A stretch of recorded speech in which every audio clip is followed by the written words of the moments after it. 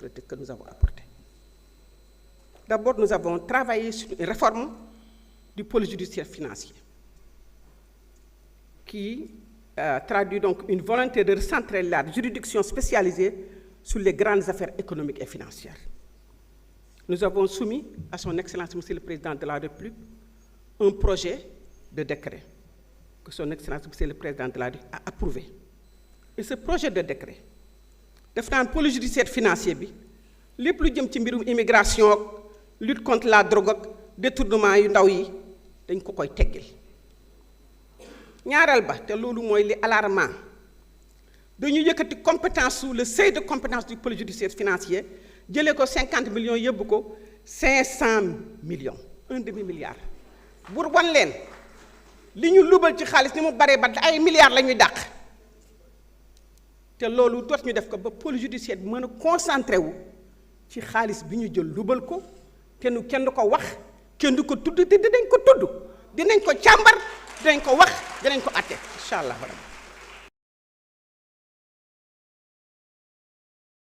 beneen bi kon li ma doon wax rek dafa naa ni leer na que ni enquête yi ñu fi doon def yëpp dafa yéex ndax depuis 2024 kenn génnewu fi kenn dalul ci attewuñu koo xam ni ki lubal nga xaalis am na sax ñu génn kon te loolu ñi nga xam ne ñoo yore woon dossiers yi dafa yéex te yéexaay boobu moo waral tey ñu indi décret bu bees pour xoolaat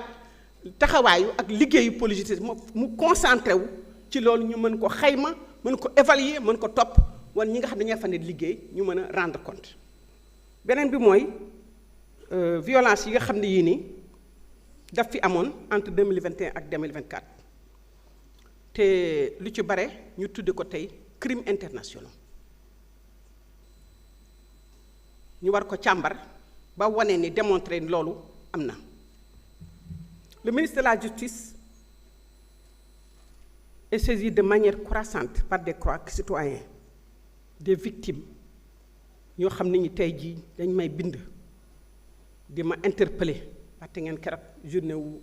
victimes yi ba ma dugg see xale yépp dañ doon yuuxu justice loolu du yuuxu cri de cœuru sénégalais yi ngir li ñun ñëpp ñoo ko fekkee ñun ñëpp la impacté ñun ñëpp ku ci nekk rek laal na la am nga mbokk wala am di jàmm wala koo xam wala sa camarade de parti Pastef bu li dal kon dafay nekk loo xam ne lii nii lu ñu war a càmbar la te kooku état de droit mënul taxaw Sénégal te loolu attewuñ ko dama leen bëgg nag rassurer fii solennellement que ni les faits de violence et de torture susceptibles d'être qualifiés de crimes internationaux et donc exclus du champ d'application de la loi d'amnistie. Ces faits ont été recensés. Ils font l'objet d'un suivi rigoureux. Les mesures engagées, yi ma ca taxaw tey mooy ni def nañu recensement exhaustif des faits qualifiables de crimes internationaux non couverts par la loi d'amnistie. Parce que loi d'amnistie dafa ne lépp loo xam ne lii crime international la bokkul ci loi d'amnistie bi war nañ ko mën a càmbar atte ko loolu dafa war a nekk lu dang lu leer bu baax ci suñu bopp. ñaareel ba moo di ni lépp dañ ko dajale woon parquet de Dakar tasaat nañ ko joxe naa instruction pour que parquet yëpp impliqué ndax enquête yi taxaw enquête yi gaaw ñu mu ko avancé. beneen bi mooy ni transmettre nañu ci parquet yu compétent yëpp wax leen ni nañu gën a dëgëral questionnaire yi nañ ko awale dañ ko war a awale diligenter enquête yi de façon approfondie pour que ñu xam lan moo fa xew situer responsabilité yi yoon teg ko ci yoon te bu ci kanamee di ngeen dégg ni ñu ngi gën a baral liggéey bi kooku dañ ko ameel victimes yi dañ ko ameel suñu bopp dañ ko ameel peuple sénégalais lii yépp nag pour ñu def ko tamit liggéey bi dafa laaj ay effort par rapport même dégg nga justice bi nga xam ne bi crédibilité de la justice dafa war a ànd ak tamit une gestion plus transparente de la carrière des magistrats et un rééquilibrage de la ressource humaine à la disposition des juridictions. Et nous sommes pleinement conscients de la situation de plusieurs magistrats qui demeurent en attente d'intégration ou de réintégration dans le corps. Par ailleurs, certains d'entre eux affectés en province dans les régions depuis une durée anormalement longue sont légitimement en droit d'obtenir un redéploiement équitable. Magistrats yi dama leen di nuyu parce que ñu ci bari ñu ngi def seen liggéey te kooku dama ko war a wax mais tamit am na ñu bari ñoo xam ne dañu teg seen conc ak seen tànk sax ci kaw dossier yi te loolu dafay dakk.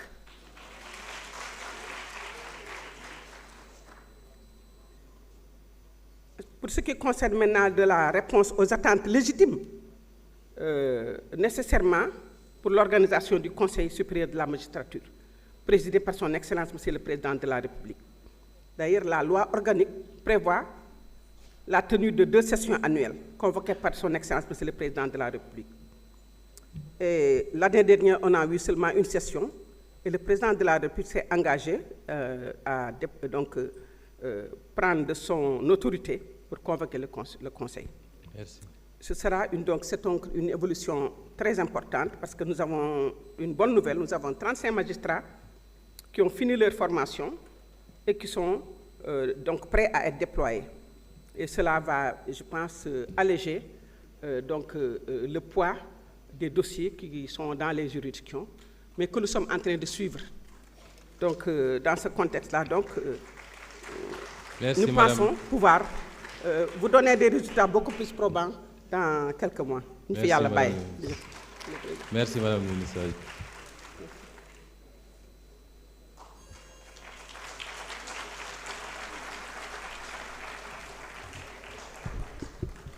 Monsieur le Président,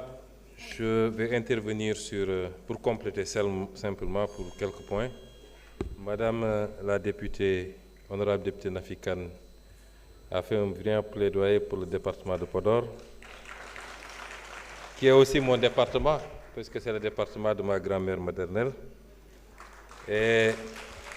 je peux lui l'assurer que le constat fait pour Podor est un constat assez général et cela découle de retards substantiels d'investissement sur les programmes hydrauliques dans le pays. J'ai la chance de circuler souvent à l'intérieur du pays. La dernière fois, j'étais à Guinguinéo, on a fait tout le tour. Et je peux vous assurer que c'est les mêmes préoccupations qui arrivent parce que des installations sont vétustes depuis longtemps, d'autres ne répondent plus aux exigences quantitatives parce qu'entre-temps, les populations ont augmenté significativement. Et pendant tout ce temps-là, defuñu ci woon ay investissement yu tax ñu wax. Loolu tax am na liggéey bu ñu door boo xoolee ci Podor bi nga wax suñu demee ci constat wu ni situation alimentation ndox mi foofu dafa saturé loolu moom ñëpp constaté nañ ko. Am na liggéey bu ñuy liggéey pour tabax station bu bees bi une station de traitement de 5000 mètres cubes heure ak benn château d'eau boo xam ne 2000 mètres cubes heure la ñu ngi koy def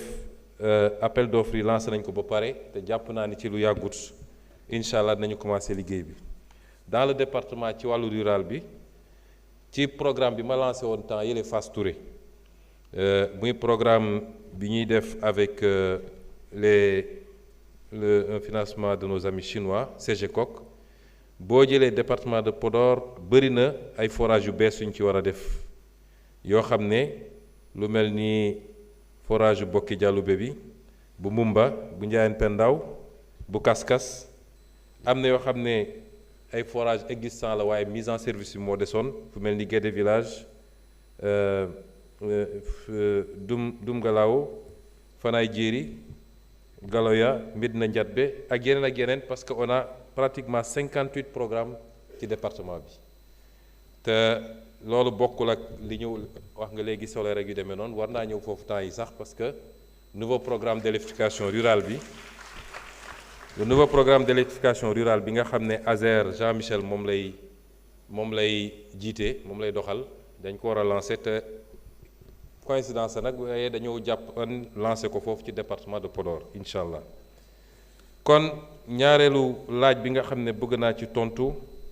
mu nga jëm ci mbirum bor bi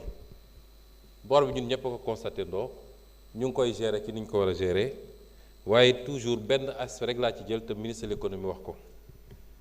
souveraineté du lu ñuy déclamer kese lu ñuy assumer la te ñun niñ daan doxee dañoo nandaloon ci dépendance li ëpp ci ñun esprit dépendance la ñu am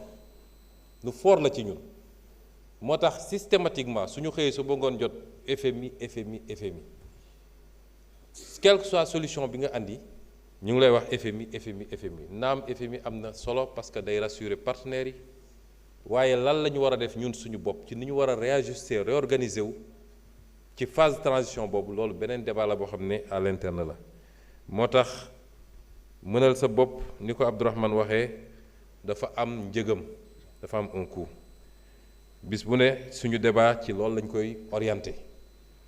dernier bi ñu wax nag mooy ci wàllu transparence bi ñu ngi ciy liggéey tous les jours ma doore ko sax ci ñi nga xam ne tey ñoo nekk ànd ak ñun ci gestion pouvoir bi parce que obligation bi ñu ci am moo ëpp ñi fi nekkoon parce que dañ leen ci critiquer taxaw wax sénégalais ni ñu yore réew mi baaxul ñi ngi luubal alal réew moo tax mënuñoo lañ doon nangul ñeneen ñi duñu ko nangul lu toll ni tarfata yéen suñu gouvernance dañ ko lal ci transparence ak bonne gestion may félicité député yi ndax voté ngeen fi les articles L29 L30 nit ñaa ngi gis aspect électoral bi mais aspect bonne gouvernance bi ngeen seppi ne koo xam ne da nga luubal alal réew mi détournement de deniers publics blanchiment escroquerie sur deniers publics kooku waratoo mérité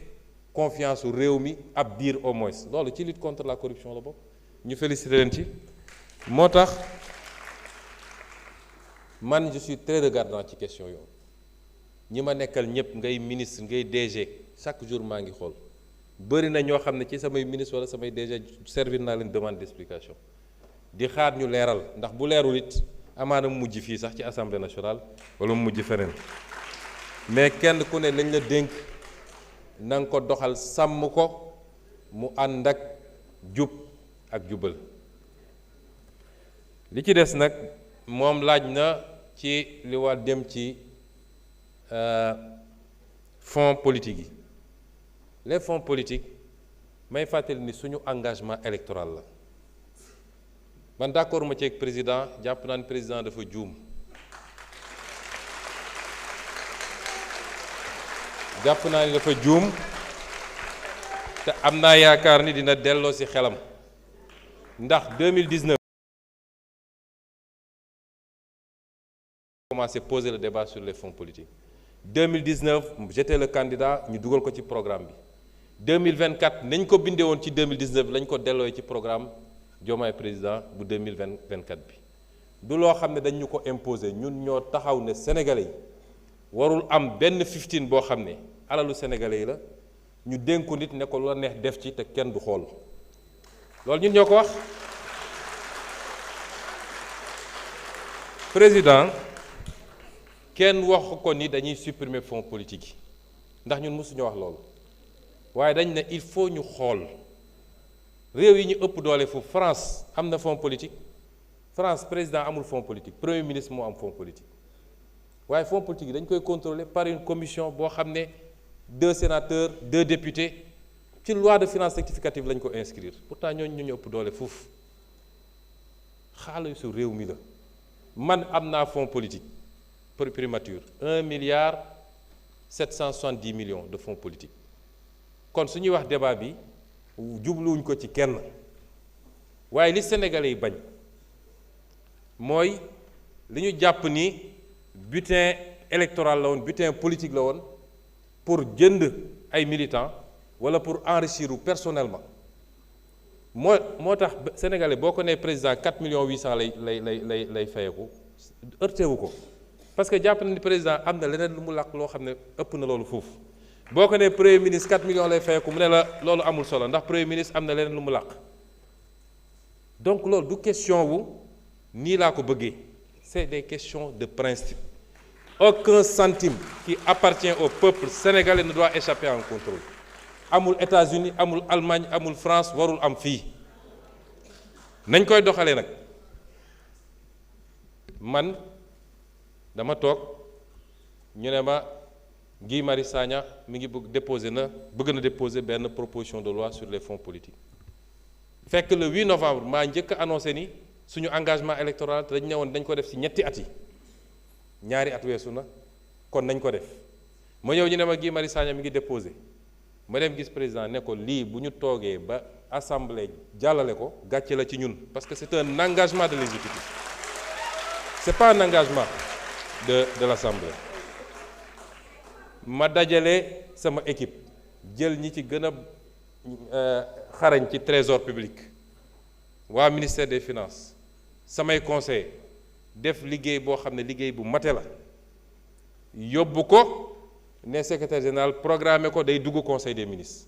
parce que nag constitution bi jox président initiative de la loi moo ko jox premier ministre moo ko jox député yi attention dafa ne l'initiative appartient concurremment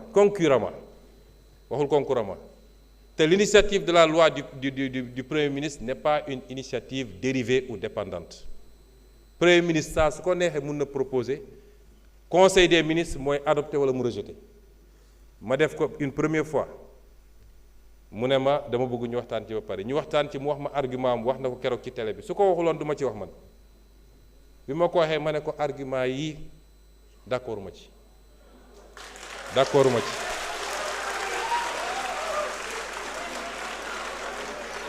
ñu toogaat ab diir ma defaat sama proposition de loi ñu gën koo defar ci diggante bi ñëw pré-conseil mu ne ma dañ ma koo yéex a jox démb lañ ko joxe donc may ma xool ko dinaa la jox sama observation ma ne ko d'accord waaye fileeg diir dinaa ko bàyyi mu def observation bu ko deful fileeg diir dinaa delloowaat conseil des ministres proposition de loi bi nga xam ne def nañ ko mu mate parce que dugal naa d'abord la définition de lan mooy fonds politique lan mooy fonds spéciaux lan mooy fonds secret ak yooyu ensuite ay fonds yoo xam ne parce que bi ñuy def liggéey bi li ci gën a neex mooy ñi ma ci doon liggéeyal waa trésor dañ ma ne lii lépp Mamadou Dia réglé woon na ko lii lépp Mamadou Dia réglé woon na ko lépp ñu dem génne li mu liggéeyoon ci jamonoom 1961 c'est extraordinaire donc ni fonds yi évolué ba tey jii am na fonds yoo xam ne fonds mënul ñàkk dama leen koy wax léegi man am naa ay fonds sama DAGE ngi fii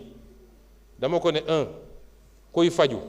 ku ñu génne këram mais bul joxe mukk xaalis demal ci hôpital ba nga fay les internats yi nga xam ne orphelinat yi gis ngeen chaque année ñu yëkkati 300 millions séddale ko orphelinat yi joxe chèque yi ñëpp gis ko mu am traçabilité kon fonds am na loo xam ça relève de secret défense mënuñoo ko wax fii yooyu yëpp d'accord nañ ci ak président waaye mën nañu am une commission restreinte bu ñu liggéey ba at bi jeex ñu ñëw xool ndax lii ñu wootee woon fa ñu bëggoon mu dugg na fa loolu lan moo ci ay kon c'est des questions de principe les fonds vont être maintenus man bañu ma sax ñu yokk ko waaye nañ ko contrôler muy benn dernier bi ma ci bëgg a wax. Monsieur le Premier ministre, vous allez y revenir à la conclusion.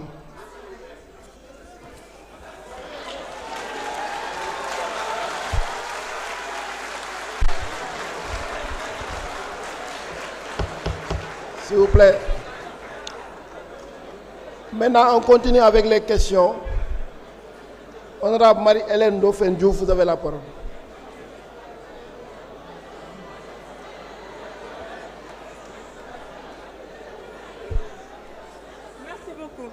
Merci beaucoup, Monsieur le Président. Assalamu alaikum, Monsieur le Premier ministre, maa ngi lay nuyu yow ak sa collaborateurs yi. Mes chers collègues, maa ngi leen di nuyu. Le peuple sénégalais, maa ngi leen di nuyu. Monsieur le Premier ministre,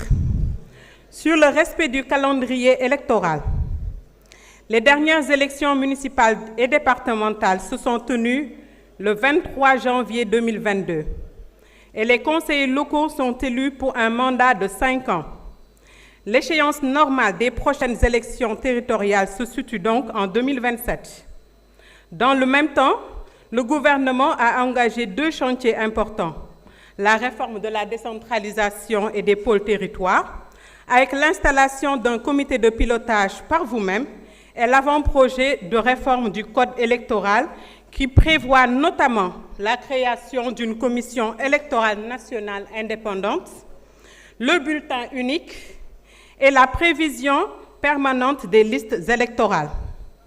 Ma question est, pouvez-vous confirmer clairement que les prochaines élections territoriales se tiendront à date échue et qu'aucune réforme en cours, ni l'acte 4 de la décentralisation, ni la révision du Code électoral ne servira de motif à un report ou à une prorogation des mandats locaux? Monsieur le Premier ministre, sur la relecture des conventions conclues dans les secteurs stratégiques, par arrêté primatorial du 4 juillet 2024, une commission d'examen des contrats conclus dans les secteurs stratégiques a été instituée auprès de la primature, avec pour mission de revoir les contrats signés par l'État afin de proposer, le cas échéant, les correctifs nécessaires à la sauvegarde de l'intérêt national. En mars 2026, le gouvernement a communiqué sur des gains et économies dans plusieurs secteurs, notamment les mines, les hydrocarbures, les infrastructures, les télécommunications, l'hydraulique et le patrimoine bâti. Ma question est, bientôt 2 ans après la mise en place de cette commission, pouvez-vous présenter à l'Assemblée nationale un bilan consolidé? Combien de conventions ont été examinées? Combien ont été renégociées ou résiliées? Quels gains ont été effectivement obtenus et quels sont les gains projetés et comment les ressources ont été réaffectées au profit des populations? Président Ousmane.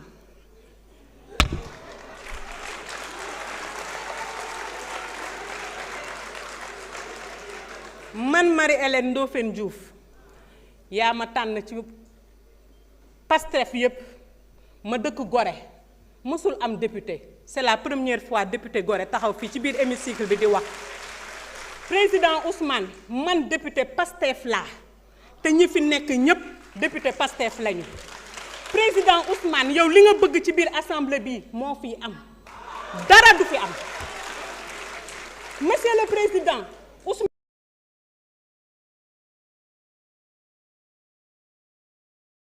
keneen ku ñu fi indil premier ministre fii biir Sénégal. Assemblée bi yëpp def motion de censure ñu daaneel gouvernement bi te dañ koy assumer. Xam nga lu tax? Ndax assemblée générale bi, assemblée nationale bi, assemblée Pastef la, assemblée Ousmane Sonko la, assemblée sonkiste la. Te nag Binta mécanicien yow ak sa taulier yooyu nga xam ne dañ naan dañuy daaj bu ñuy ñëwati commission na nga ànd ak ñoom ndax bu ñu ñëwee commission duñ fa dégg lu neex duñ fa dégg lu baax beneen yoonatee na da ngay ànd ak ñoom comme ça nga jàppale leen ndax fii nii pour muy clair ku ñu xool ci président Ousmane mii bàyyi ñu te ñun dawuñu ci dara yow yaay joxoñ nga fal président de la République du Sénégal mu def gouvernement wam yaa joxoñ ministre yi yaa joxoñ maire yi 2022 ñu fal leen maire yow yaa joxoñ assemblée nationale bii yëpp ñu joxoñu ñu nekk député Pastef les patriotes lañu te ku ko weddi ku ne te ku weddi ne ñun ay député Pastef lañu ñëwal commission boo ñëwee commission dinañ la dëbb ba nga mokk te lu ñu ci góobee gar ko. Je vous remercie.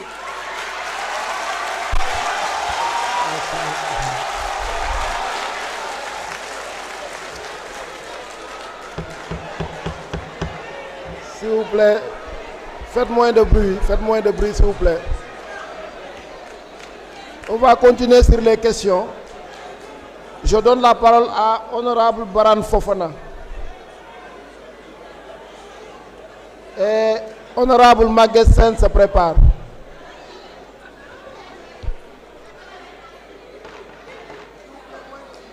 S'il vous plaît, moins de bruit.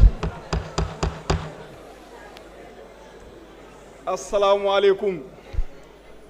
Monsieur le Premier ministre, maa ngi lay nuyu di nuyu tous les membres du gouvernement. Di wax rek monsieur le Premier ministre, tey moom da nga def à la Macky, parce que tey moom avec le marron là, tey moom wax dëgg yàlla amaana dialogue am na au niveau du palais mais fii tamit tey da ngay décréter un dialogue la paix pour le Sénégal parce que marron bi moom wax dëgg yàlla rafet na lool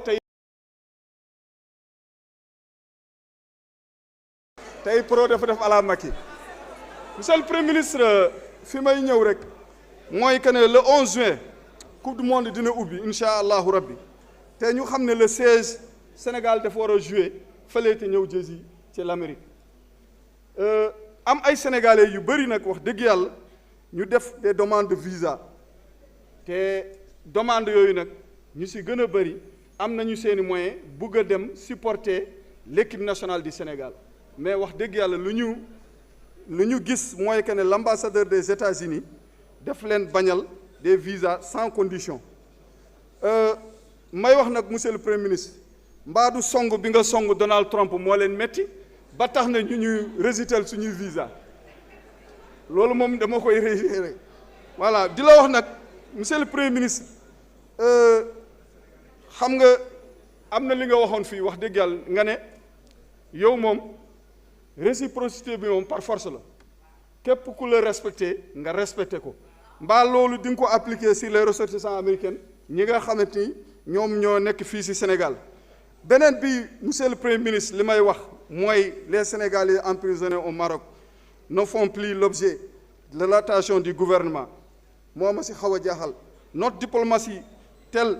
a-t-elle finalement échoué après l'échec judiciaire pour les laisser à leur triste sorte parce que nag ndax da nga leen di bàyyi ak yàlla rek ñu nekk foofu fi may continuer mooy que ne monsieur le Premier ministre ndax sa gouvernement mun nañ xaar pour que mu mun a jàppale xale yooyu benn ñu mun leen libérer wa ilaa ñu mun a poursuivre seen peine fii ci Sénégal loolu li ñuy laaj la beneen bi nag ci fan yi passé gis nañu son excellence président Bassirou Diomaye Faye mu recevoir kii di directrice FMI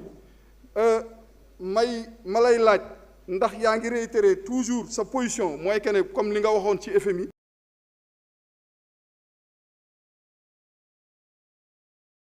cette position ma lay wax rek monsieur le Premier ministre li ma bëgg a wax foofu mooy que ne nañu xam ne sànq si say wax ci li ma si jàngat tu es un Premier ministre du Sénégal fi nga toog nii yàlla moo la fi teg doomu aadama munu ci dara yàlla moo la fi teg dama bëgg nag monsieur le Premier ministre dootoo syndicat da nga di Premier ministre sa parole dafa engagé toutes les Sénégalais boo demee bay wax nga la yàlla bàyyi ñu xel ñu nit parce que nag Donald Trump bi nga attaqué yow xam nga ne kooku président de la République réewu jàmbur la te nag Donald Trump moom coowam ñun attanuñ ko wax dëgg yàlla dañ lay wax carrément wax Donald Trump moom lay wax dëgg yàlla bàyyil mu sedd dégg nga sa diggante nag Diomaye ak Macky Sall ça se comprend mais quant à Donald Trump amuñu doole. s'il vous plaît su ngeen ko bàyyiwul mu wax premier ministre du dégg il faut ngeen s'il vous plaît chers collègues su ngeen ko bàyyiwul bu wax premier ministre du dégg li muy wax pour mën ko tontu déggu ko parce que da ngeen di wax. On continue avec l'honorable député Maguette Sène.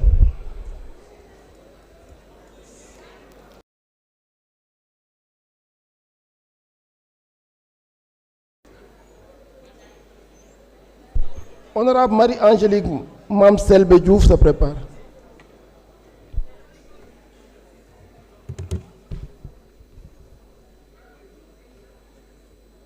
Monsieur le Président de l'Assemblée nationale, Monsieur le Premier ministre, Mesdames et Messieurs les membres du gouvernement, chers collègues, Monsieur le Premier ministre, au terme des dispositions de l'article 14 de la loi 2022-09 du 19 avril 2022 relative à la répartition et à la gestion des recettes issues de l'exploitation des hydrocarbures, les recettes d'hydrocarbures financent principalement des dépenses d'investissement prioritaires inscrites dans le programme d'investissement public. En application de ces dispositions, une liste de projets ont été votés dans la loi de finances initiale 2025 pour être financés avec les ressources issues des hydrocarbures. Il s'agit, entre autres, du programme de restauration des fonds marins avec une prévision budgétaire de 500 millions de francs CFA en 2025, du projet d'appui à la chaîne de valeur horticole dans la zone des Niayes pour une prévision de 500 millions de francs CFA toujours en 2025, du fonds pour le renforcement des investissements structurants dans les pôles territoires pour 30 milliards de francs CFA, du programme d'investissement structurant pour 10 milliards, tout cela dans le budget initial de 2025. Je voudrais poser la question suivante, Monsieur le Premier ministre. Ces projets ont-ils été réellement réalisés? Pouvez-vous nous dire quelles réalisations concrètes ont été faites sur la base des ressources issues des hydrocarbures depuis que vous êtes à la tête de ce pays? Parce que foofu xaalisu pétrole bi dafa indi woon ay wax indi ay promesses de telle sorte que sénégalais yi am ci yaakaar bu rëy bañ voté loi bu wax ne ressources yooyu peuple sénégalais moo ko moom. Donc première année gestion bi 2025 conformément à la loi ngeen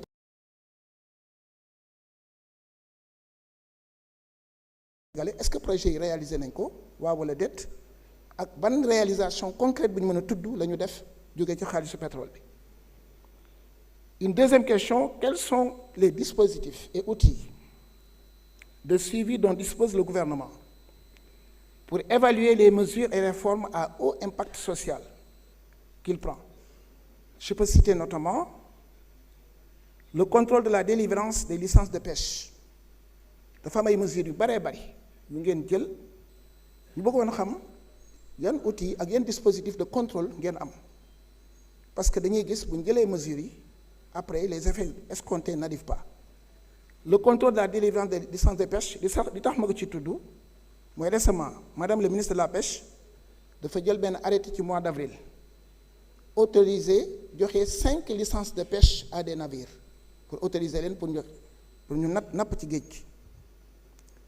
C'est vrai que ci benn étude bu centre de recherche océanographique de Thiaroye ci la basé wu parce que étude boobu dafa wax ne 9 espèces yi nga xam ne ci la licence yi ci lañ ko joxe y a une réserve de 2921 tonnes donc mën nañ koo pêcher mais problème bi mooy 9 espèces yooyu dañoo dëkk ak yeneen 11 espèces yoo xam ne yi dañoo menacé te 11 espèces yooyu daanaka moom la Sénégalais yi di dundee mën naa ci lim yaboy kooba jay lañ yooyu yëpp waaw di ay fukki ba ci xur-xur yi nga xam dëgg géej jën yooyu yëpp ay jën la xam naa loolu waa Tamba xamuñ loolu n'est-ce pas muy 11 espèces yoo xam ne ci la Sénégal yi di dundee il se trouve que espèces yooyu dañoo bokk fi ñu leen di pêcher ak 9 yi ma njëkk a wax. Alors ñu bëggoon a xam ndax madame le ministre de la pêche am na dispositif de suivi équipé na ay agents pour que bu ñu navire yooyu bu ñuy pêcher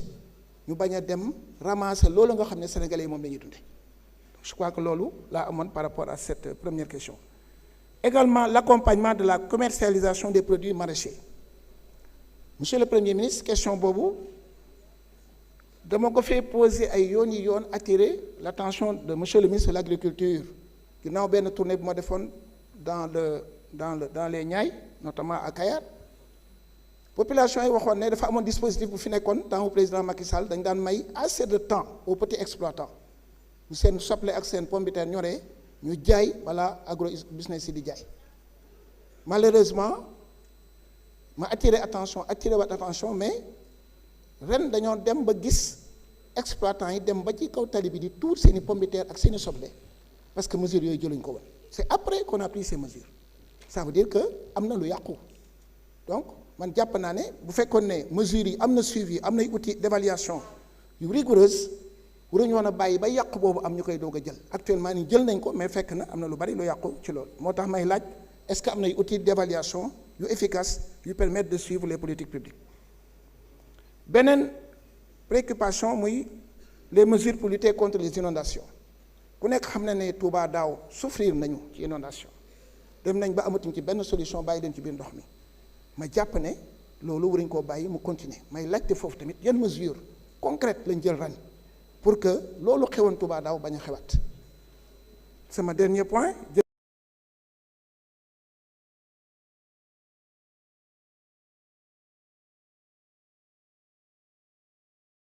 bourse du travail waxtaanoon pour ñu juboo ak gouvernement bi parce que boobu metti na ci ñoom metti na ci population bi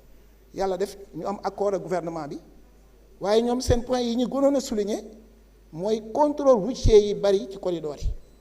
ñu wax ñu ne boo déparé Dakar di dem Kidira 49 points de contrôle ñoo am bu ci nekk di nga joxe 1000 francs boo xam ne bii du dem ci keesu état ba foog ne nag ci gouvernement wu jubal jubanti loolu lu ñu waroon a taxaw la accords yi amoon na entre gouvernement bi ak transporteurs yi pour que loolu dakk définitivement ci seen grève bu mujj bi mais récemment dem naa gare routière bu Ngekoox la ma njëkk a laajte mooy loolu ndax contrôle yi dindi nañ ko ñu ne ma dindiwuñ ci dara tey jii point de contrôle yooyu ba léegi mu ngi fi marqué l'accord récent signé entre les transporteurs et le gouvernement. Monsieur le Premier ministre loolu la amoon ci ay question di jaajëfalaat ñëpp asalaamaaleykum wa rahmatullah. Merci beaucoup, honorable. Donc, nous terminons avec Marie.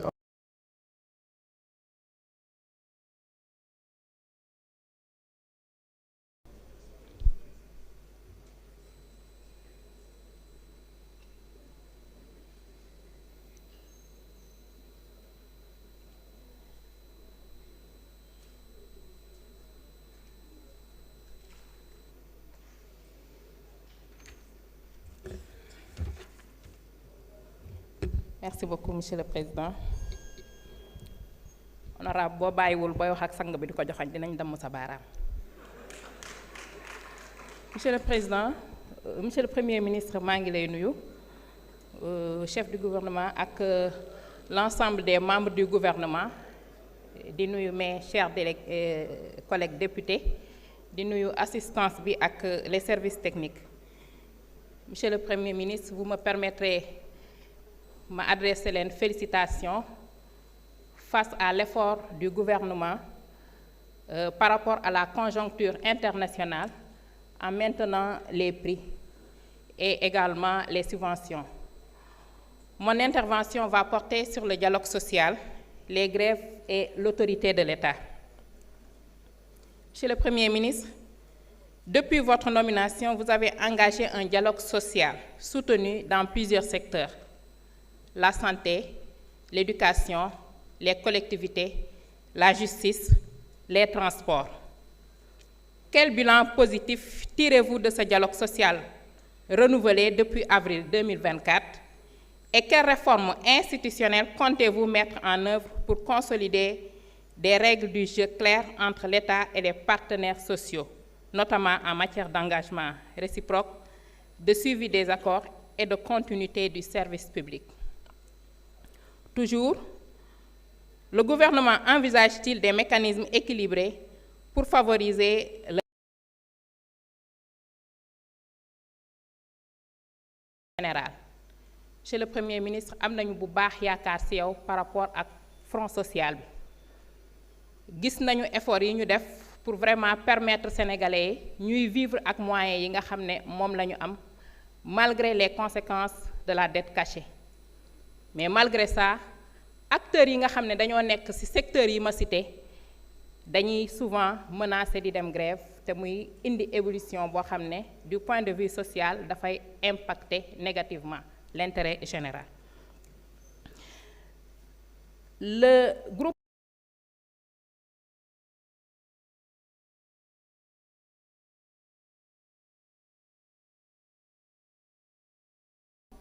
ñu comprendre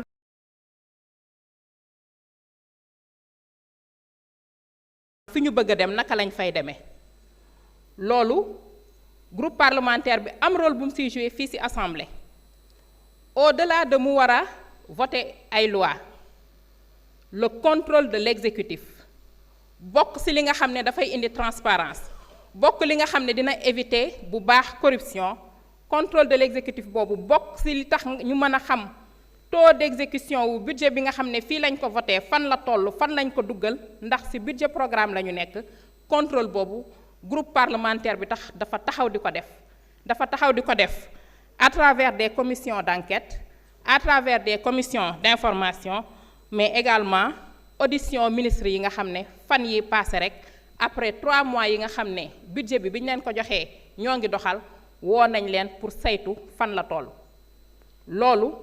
ci liggéey buy jëmmal transparence la mais liggéey boo xam ne dafay def face à la corruption bu fekkee ne dafa taxaw. ñu continuer si nag si loo xam ne dañ ko yombalal te mu nekk lu la règlement intérieur bi may mu les questions d'actualité nga engagé wu woon fii ne da nga koy def périodiquement règlement intérieur bi ne woon tous les 3 mois ñu ne et de 1 et de 2 et de 5 nga di ko respecté am ñu ne woon da nga ko utiliser pour ñëw fii dàggasante waaye gis nañu ne liggéey bu sérieux la te comme xamuñu ko ñoo ngi commencé daw question d'actualité yi loolu ñoo ngi la siy félicité di féliciter également gouvernement bi nga àndal ñu jëm ci évaluation politique publique lu fi nekkoon depuis 2016 constitution bi consacré ko muy nërmeelu ba ñu yegg ci monsieur le premier ministre boo nee da nga bëgg dox ci emploi la création d'emploi yaakaar naa ne loolu dina bokk ci li nga xam ne dina bokk ci li lay gunge ndax bu fekkee ne am na politique boo xam ne teg nañ ko te ñu gis ne impactam amul njëriñ yaakaar naa ne buñ ko évaluer réorienter ko mën na dem feneen foo xam ne mën na soutenir l'économie démb ñu recevoir fii le ministre du budget mu doon ñu voté loo proposer la loi sur la facturation le facturage ak la loi sur le crédit bail pour tout simplement soutenir le secteur économique surtout les PME et PMI te ku ne PME PMI wax entreprendre te ku ne entreprendre wax création d'emploi donc loolu ñun groupe parlementaire Pastef les Patriotes le groupe majoritaire bi nga fi teg ci loolu la ñuy dox pour gunge la pour que projet bi nga xam ne moom nga teg ci loxo sénégalais mu aboutir mais mu joxe résultats yi nga xam ne moom la ñu bëggoon ba dem laajte ji réew mi monsieur le premier ministre maa ngi lay encourager di la féliciter di la wax ne ci liggéey boobu nga ñu woo ci la ñuy wéy ak ànd ak yow fii ba 2050 ni ñu ko bëggee et au-delà même parce que sénégalais yi am naa yaakaar bu baax ne yaakaar googu tasagul malgré que li fi nekk moo ngi fi ci biir nit ñi ñu mu ne ñu nag duma ko tudd marron bi léegi daanaka marron bi ñun ñoo ko moom suñu président daf ñu ne woon bu ñu leen dóoree ba daaneel leen nañu simmi yére bi marron boobu nag la ñu simmi jël ko léegi te dinañ fi def une journée boo xam ne ñun ñëpp on se mettra en marron pour vous dire que cette couleur ne vous appartient plus. Je vous remercie. Merci beaucoup. La liste des orateurs est épuisée.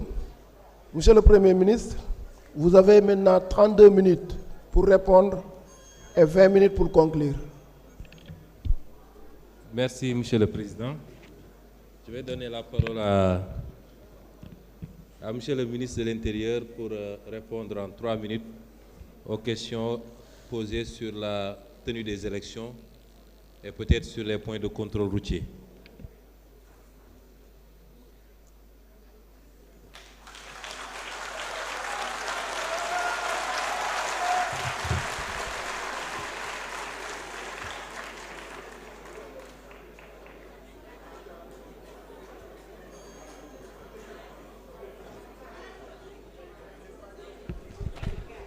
Je vais bientôt concurrencer le Premier ministre au concours de l'applaudimètre. Mais je ne peux pas être à son niveau. Sur la question qui a été posée par l'honorable député par rapport à la date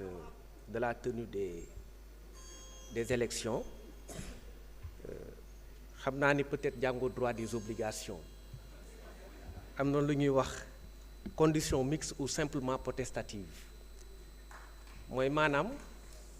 li tax élection yi di am dépendrul ci man ça ne dépend pas de moi parce que article L63 du code électoral dafa ne les élections sont fixées par un décret la date des élections décret donc président de la République moo koy jël ñun dañuy organiser affaire bi mais le point de déclenchement des élections municipales législatives ou présidentielles mooy un décret pris par la plus haute autorité de la République, c'est-à-dire le président de la République. Ce n'est qu'à partir de ce décret-là que nous, sur le plan opérationnel, nous déroulions. mais tant que décret bi génnul ñun du ñu mën def dara décret bi nag la ñuy xaar. Maintenant je veux juste vous rassurer sur le fait que le président aussi est dans les délais parce que ba mën nañ demaat 2 mois sax mën na jël la mesure pour fixer la date des élections donc ñu ngi xaar décret bi bu ñëwee rek organes yi nga xamante ne ci département bi suñu département la dépendre yëpp pare nañ que ce soit la direction générale des élections la DAF wala ñoom ñëpp pare nañ parce que élection Sénégal organisée par le ministre de l'Intérieur depuis quelque temps mësut am problème donc nous sommes préparés à cela te nous avons quand même les hommes qu'il faut à la place qu'il faut au sein de notre département pour organiser des élections libres et transparentes au Sénégal. Sur la question des lois que vous avez évoquées, les projets de loi, mënuñu ci sori parce que ces projets de loi nous en avions pris connaissance après que ça a été dans les réseaux sociaux. Donc officiellement on n'a pas encore été saisi mais liñ ci gis mënuñu ci sori parce que jaaragul en conseil des ministres bu ñu paree conseil des ministres ba pare ci lañ koy ñëw fii au niveau de l'Assemblée taxaw bu boobaa mën nañ ci wax lu ñu ci xalaat défendre ko conformément à la position qui sera dégagée par le président de la République et son premier ministre. Donc de ce point de vue ñu ngi xaar sur les contrôles routiers je pense que bon d'abord sur la sécurité en général monsieur le premier ministre si vous permettez on a la certitude que depuis quelque temps le pays est devenu beaucoup plus sûr ça c'est un constat général je dis souvent démb maa ngi regrouper sama état-major di leen wax ni il ne faut pas qu'on tombe dans le piège des réseaux sociaux bien que nous recevions des alertes tout le temps et ñu ngi demander également population ñuy gën di def ay alertes parce que alertes yooyu ça nous aide bu dara amee fenn ñu remonter ñu ko loolu moo tax enquêtes yi gën a efficace interpellation yi gën a gaaw bande organisée ñu koy gën a infiltrer ba pare également di leen jàpp loolu c'est extrêmement important mais bu ñu confondre l'insécurité ak le fait divers parce que parfois di nga gis ku ñu dóor fële sa Fongolimi ñu ne ministre bi na jóg parce que sécurité amul ci dëkk bi benn fait isolé rek mënul tax ñu ne dëkk bi amul sécurité donc sur ce plan les forces de défense et de sécurité sont en train de faire un travail exceptionnel sur le plan de la sécurité dans l'ensemble du territoire national et tout le temps on organise vous le voyez des opérations combinées police-gendarmerie qui participent à la perception de sécurité parce que sécurité avant tout c'est une question de perception. L'autre volet qu'on voudrait également relever c'est... Merci monsieur le ministre. Oui. ma la bàyyee fii nga. Je pensais que j'avais juste 3 minutes yi passé na bu yàgg regardez. D'accord donc je vous remercie de votre aimable attention. Merci. Voilà, merci.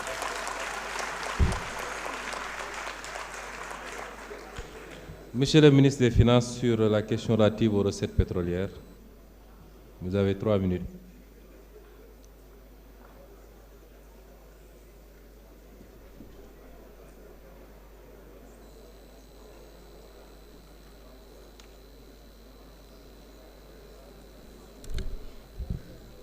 Monsieur le Président, Monsieur le Premier ministre, Mesdames, Messieurs, chers collègues, honorables députés. L'honorable député Maguette Sène, que je salue au passage, a posé la question de savoir les ressources issues des hydrocarbures sur l'exercice 2025, étant entendu que ces ressources avaient été fléchées à des dépenses bien précises. Et il a effectivement listé toutes les dépenses qui avaient été prévues. Je voudrais rappeler juste que cet exercice tel que nous le faisons dans la loi de finances répond à une exigence qui correspond en tout cas aux prescriptions de l'article 14 de la loi 2022-09 du 19 avril 2022 encadrant un peu l'utilisation des ressources issues des hydrocarbures. Cet article 14 dit que les ressources des hydrocarbures ne peuvent pas être utilisées que pour des dépenses d'investissement prioritaires inscrites dans le cadre du programme d'investissement prioritaire de l'État, pour l'année concernée en tout cas. Ici, c'est l'année 2025. Il dit aussi que ces dépenses ne peuvent en aucun cas prendre en charge des dépenses de rémunération, de prestations sociales, ainsi de suite, les dépenses véritablement courantes. Mais les autres dépenses courantes pourraient être prises en charge dans le cadre effectivement des recettes des hydrocarbures. Donc les dépenses courantes autres que celles-là que je viens d'énumérer, de rémunération haute, peuvent être aussi prises en charge dans le cadre des recettes des hydrocarbures. En plus maintenant du dernier poste qui a été indiqué, le remboursement de la dette du secteur public. Voilà donc les seules utilisations possibles des ressources issues des hydrocarbures.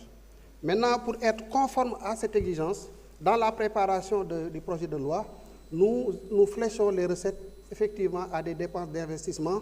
étant entendu que ce fléchage-là ne devrait pas être une contradiction avec le principe budgétaire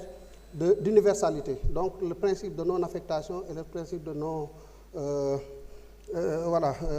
je n'ai pas exactement. Mais en tout cas, le principe d'universalité voudrait qu'on ne puisse pas directement utiliser une dépense exclusivement, une recette exclusivement à prendre en charge une dépense. Donc, je voudrais poser ce principe-là pour dire que,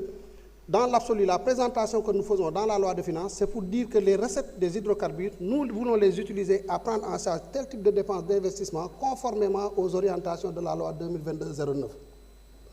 Maintenant, pour ce qui concerne de façon factuelle l'utilisation de ces ressources-là, il va sans dire qu'on pourrait considérer cela comme une question écrite, parce que déjà, je n'ai pas la liste de toutes les dépenses que vous aviez identifiées, mais j'ai demandé au service de remonter l'affectation de toutes les ressources des hydrocarbures dans l'exécution de ces dépenses d'investissement jugées prioritaires. Voilà en tout cas ce que je voulais dire par rapport un peu à votre préoccupation. Merci, Monsieur le ministre des Finances. Madame la ministre des Pêches, vous êtes interpellée sur les licences.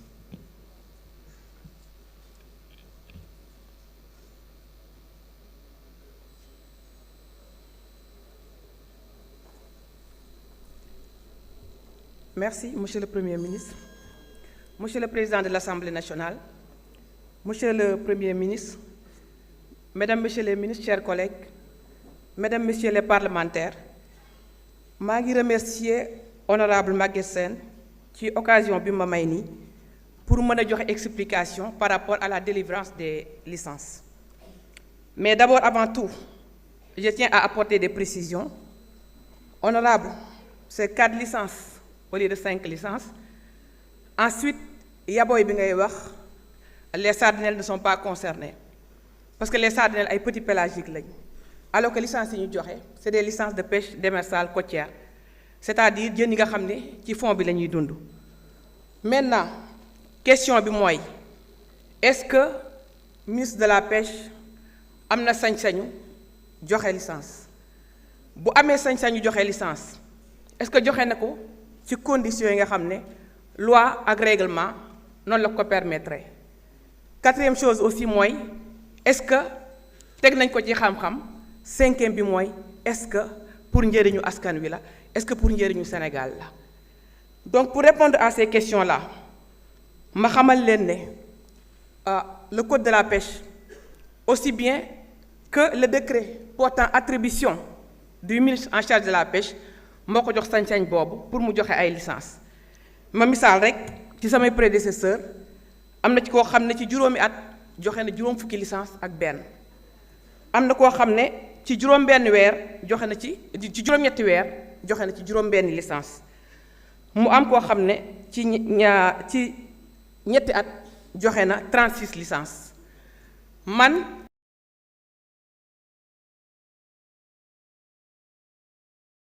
troisième année bi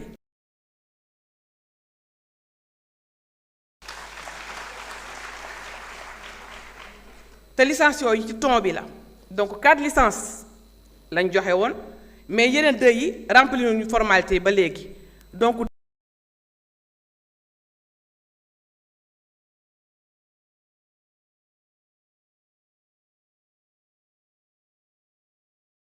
en tant que ministre. Te loolu bi ma koy def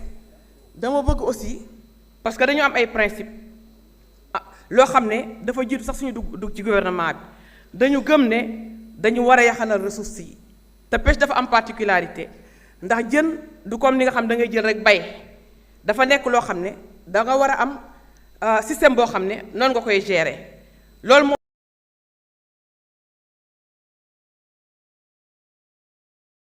armement yoo xam ne bi ma ne salaamaaleykum ñëw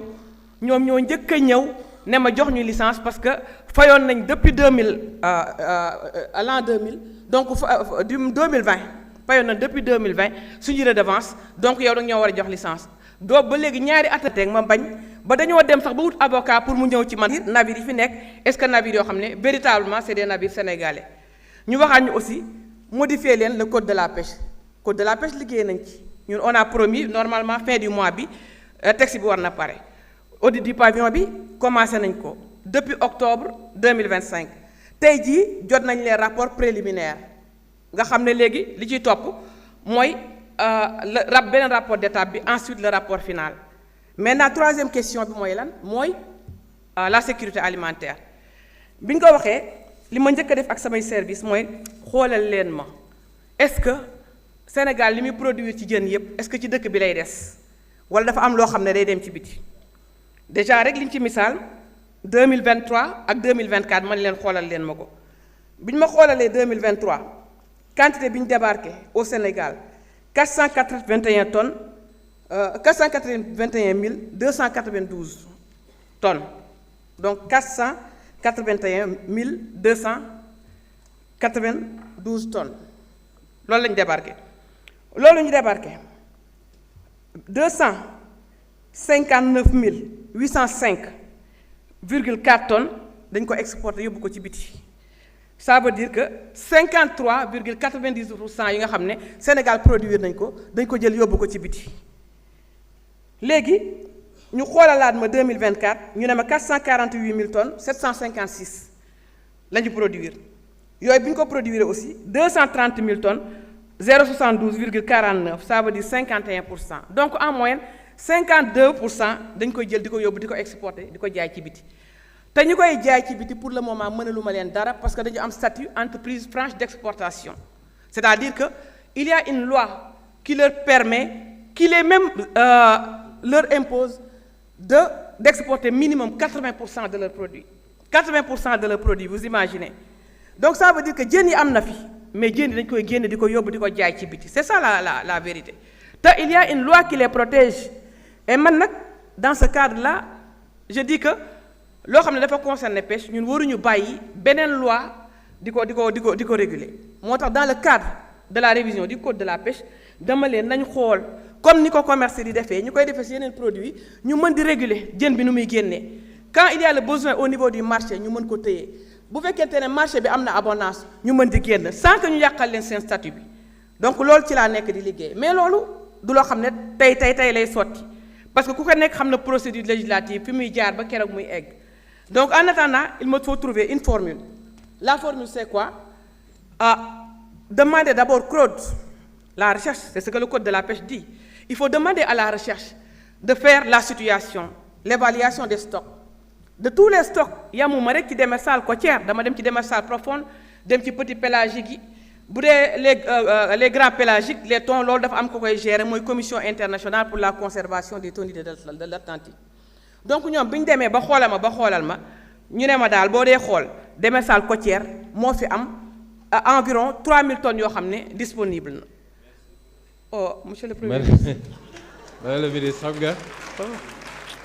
océan bi amul fu mu jeexee donc soo bëggee topp wax ji yooyu ah di nga am beneen kii ci cadre kii bi parce qu'il reste 20 minutes il y a 2 ministres qui doivent passer. Je vous donne 1 minute parce qu'il y a 2 ministres qui doivent passer après vous. waaw d'accord sur le dialogue ak. waa kay ñoom bi ñu ma ko xoolalee ñu ne ma loolu am na ma gis ne espèce boobu jën yu baax yépp ci la nekk c'est-à-dire comme ni ñu koy waxee mooy coof mooy dorade mooy presque jën yu baax yépp ci lañ nekk te jën yooyu la majorité dañ koy jël di ko exporter léegi ma ne léegi xaaral ma bind armement yi fi nekk yépp ñetti armement ku nekk moo bind la doo ñi nga xam ne actuellement ñu ngi pêcher foofu ne leen léegi dama am projet boo xam ne dama bëgg a liggéey ak yéen ngir li ngeen di napp ngeen koy bàyyi ci dëkk bi su ko defee ma mën di approvisionner le marché national bind naa leen novembre 2025 bi ma leen bindee kenn moo ma répondre dès décembre ma toog 6 mois mu mat kenn répondre ma donc kenn moo ma répondre ci ñoom entre temps CROD li ma jox ma évaluer ko xam ne lii mën naa cee joxe 5 licences mais joxewuma 5 yi 4 laa joxe pour le moment et bi ma ko léegi kenn rek moom moo manifesté wu donc ci laa convoqué commission bi parce que loolu la code de la pêche wax doo ñëw rek joxe ci saasa dafa am commission consultative d'attribution des licences boo xam ne samay service ñu ngi ci marine nationale mi ngi ci ministère de l'agriculture à travers la recherche CROD mi ngi ci ministère comment dirais-je des finances également mi ngi ci léegi ñoom man sax bokkuma ci commission bi directeur des pêches moo koy diriger parce que loolu la code bi wax biñu demee commission bi réunir joxe avis favorable avant loolu effectivement def naa benn arrêté parce que depuis 2006 dañu gelé woon pour cette espèce maintenant depuis en 2026 pour permettre yeneen nab yi dugg ci il faut nga def des gels mais des gels partiels pour yemale ko ci nga xam ne loolu lañ mën a ressource bi ci lii la yem ci lii nga war a mën a joxe. kon tout est régulier maintenant je suis à votre disposition. Venez au ministère si vous avez besoin d'informations. Merci monsieur le Premier ministre.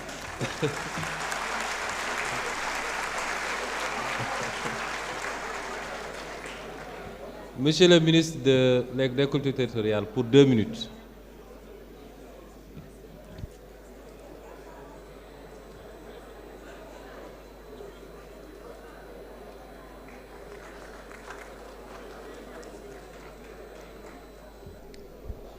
Monsieur le Président de l'Assemblée nationale, Monsieur le Premier ministre, honorables députés, chers collègues, je voudrais vous remercier de l'opportunité qui m'est donnée pour apporter quelques précisions, apporter ay leeral ci laaj bi ñu laaj ndax réforme yi nga xam ne ñu ngi koy mener, réforme portant acte 4 de la décentralisation, ndax mën na tax ñu pousse ay élections. balaa loolu ma leen di ziar yéen ñëpp di leen wax juma mubarak di leen déwénatil ci bés bi nga xam ne ñu ngi ci jëm di leen baalu ak di leen baal ak di wax rek ne ba ñu ñëwee ñu dénk ñu secteur bi dañ ñu wax premier ministre santuñu lépp lu ñuy def ñu teg ko ci concertation yooyu tax ñu wër Sénégal waxtaane suñu décentralisation impliqué acteurs yëpp tënk ko ci document de concertation boo xam ne pare na bañ jébbal ko ba noppi di liggéey ci document de politique publique kon bu dee réforme décentralisation rek lépp lu nga xam ne tënk nañ ko liggéey nañ ko ba taxaw ci pôle territoire yi moom dépassé nañ sax concertation document de politique publique bi pare na même cadre juridique bi avancé nañ ci di xaar ak di déglu suñu kilifa ñu wax ñu ban jubluwaay lañ ci bëgg. donc pour rassurer ñëpp ne réforme mooy maanaam defaraat cadre juridique gu décentralisation munta tax ñu ne élection du am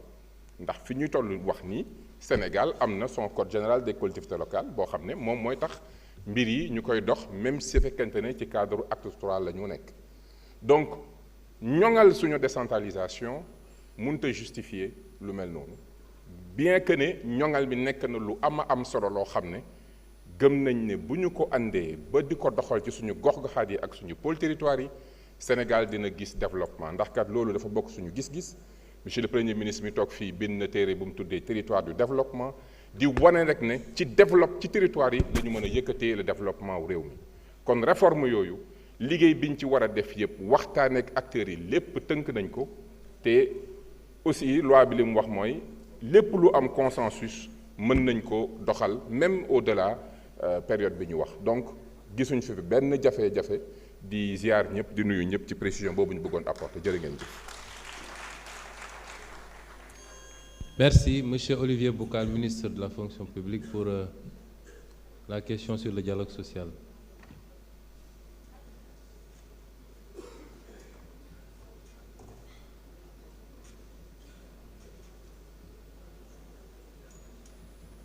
Encore une minute. Voilà, merci. Monsieur le Président, Monsieur le Premier ministre, chers collègues, Mesdames, Messieurs les députés, je crois qu'on aura compris que ces derniers temps, il y a une certaine accalmie, ce qui montre encore une fois que le dialogue se porte très très bien et nous tenons régulièrement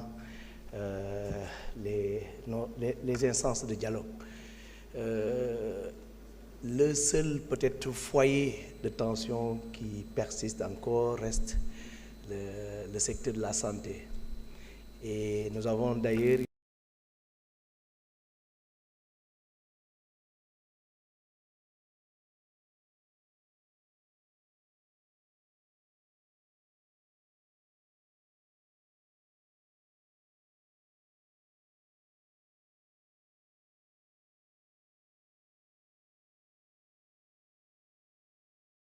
tous les syndicats par secteur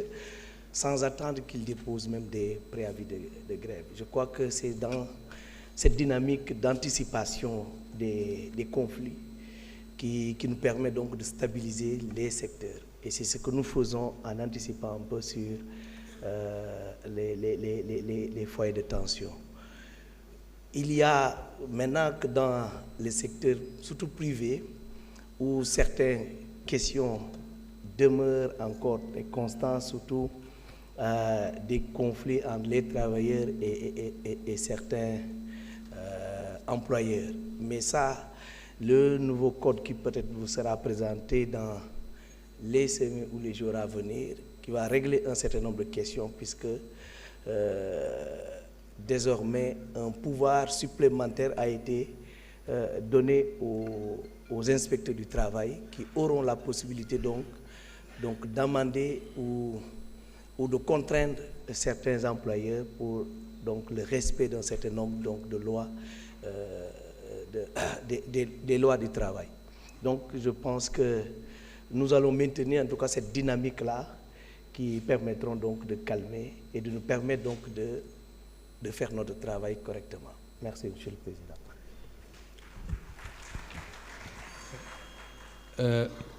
Enfin, dernier ministre, Monsieur le ministre du Commerce, sur la commercialisation des produits horticoles.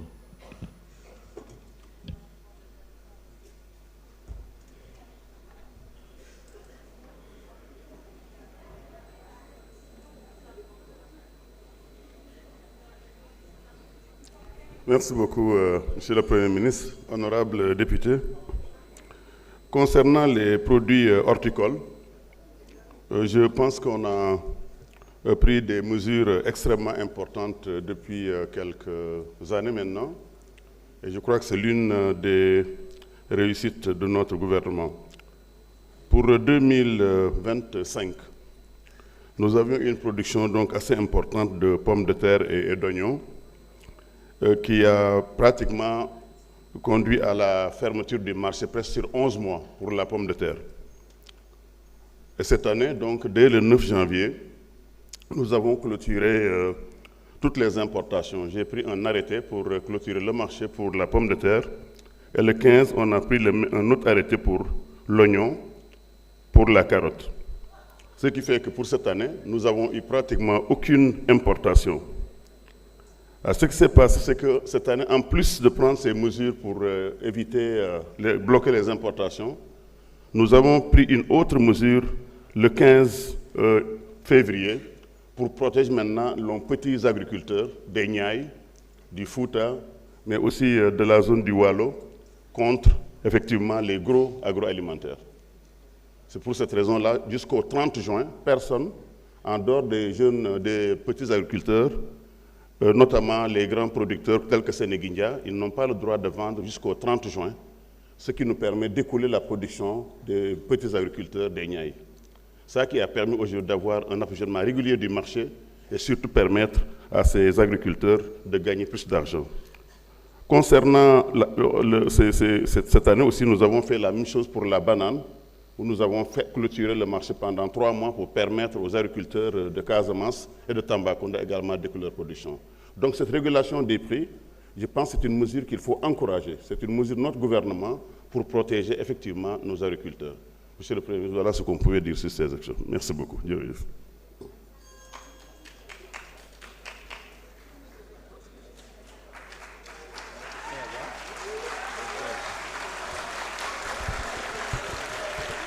Merci beaucoup.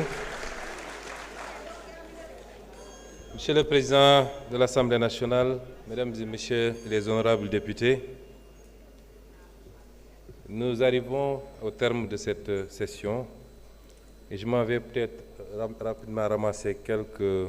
éléments de réponse avant de terminer par mon message.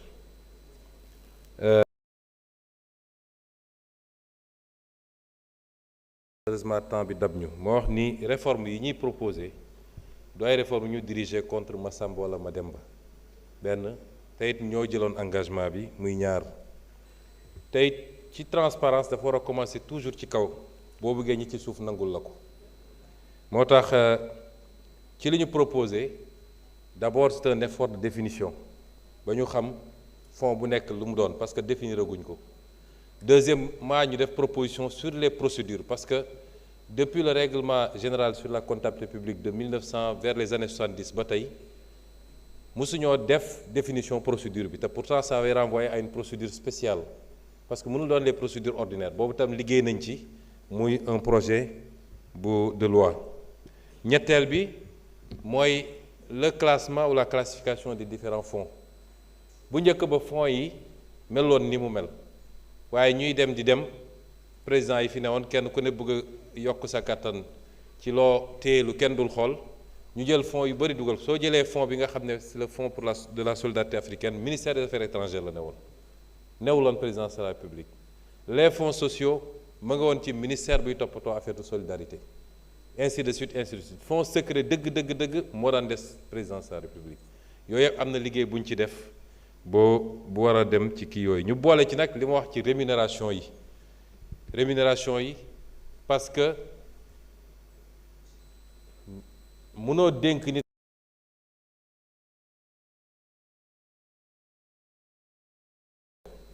loolu tam xel nangu ko moo tax li jëm ci président jëm ci ministre yi jëm ci président de l'Assemblée nationale ak ñeneen ñu ne nañu waxtaan ci li jëm ci rémunération yi ndax la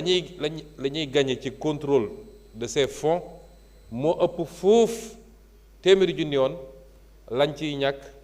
suñu demee ba def contrôle bi ba pare aligner les rémunérations loolu mooy proposition yi nga xam ne liggéey nañ ci dama am yaakaar ni président dina ci delloo ci waat xelam ci lu yàggut conformément à sa promesse électorale à notre promesse électorale ñu mën a def réforme yi ñu war a def incha allah.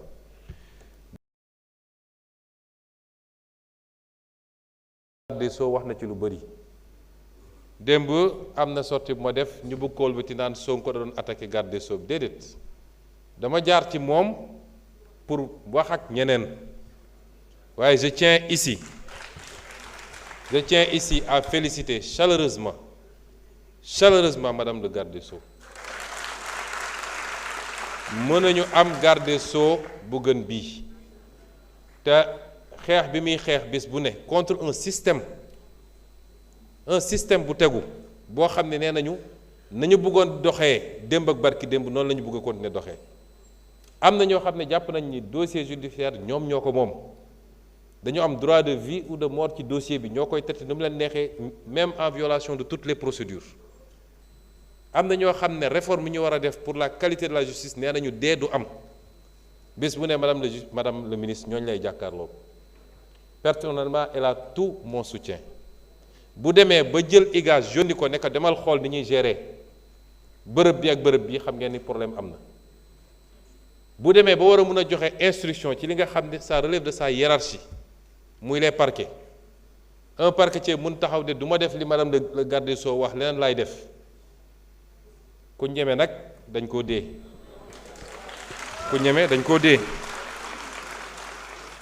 kon je tiens à lui adresser mes vives félicitations te xam ko ni elle aura tout mon soutien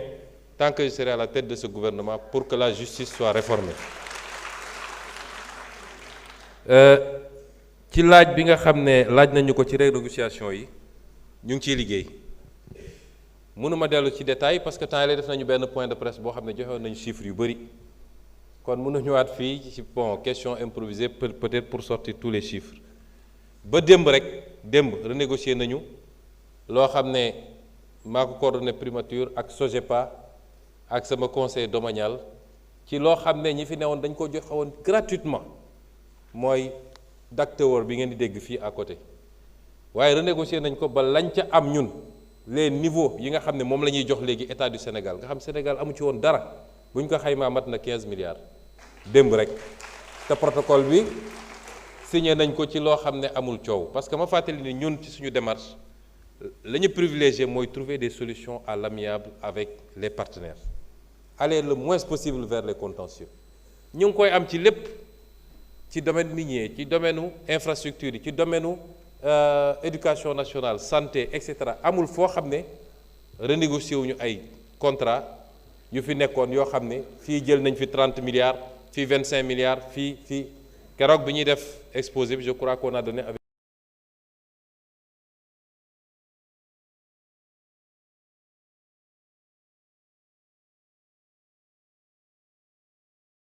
Sénégal fukki dërëm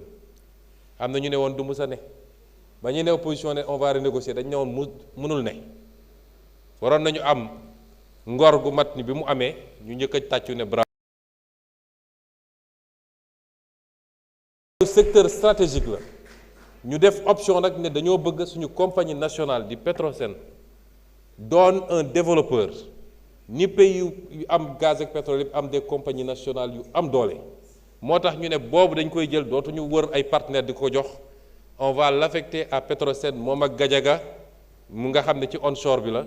ñu organiser wu pour lever les fonds def suñu développement c'est des options souverainistes et nous les assumons ñoo ngi def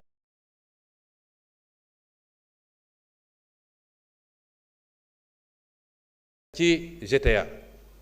parce que it li ñu yàgg wax rek balaa nga naan laax jaay ñun dañuy importer gaz yàlla def na tey am na lu ñuy exploiter ci gaz bokk kook suñuy mbokk Mauritanie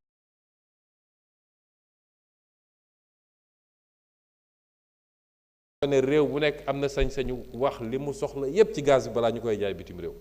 ci loolu la ñu nekk ñi ñu ko jekk sekkal nag nee nañu loolu du am waaye dina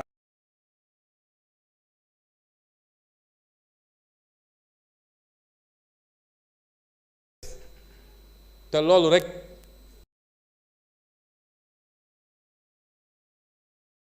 ñu ngi koy wuti feneen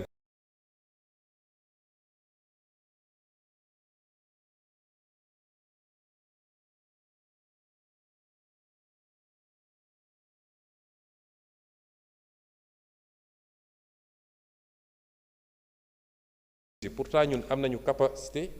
bu xam ne li ñu soxla li ëpp ci engrais bi fii surtout nag les engrais sur mesure mën nañ ko defar fii pour suñu agriculture exporter l'excédent dans la sous-région te loolu moo ne woon le projet initial des ICS moo tax ñu joxoon action ay réew yu bëri Côte d'Ivoire amoon na ci action Cameroun amoon na ci action et cetera parce que dañ leen bëggoon intéressé ba lu ñu def ñu mun koo jaay ci seen marché ñoom ñu dem yàq projet boobu yépp avec une privatisation catastrophique boobu ba léegi ñu perte si bañ ko xaymaa ba xayma ëpp na 2000 milliards yoo xam ne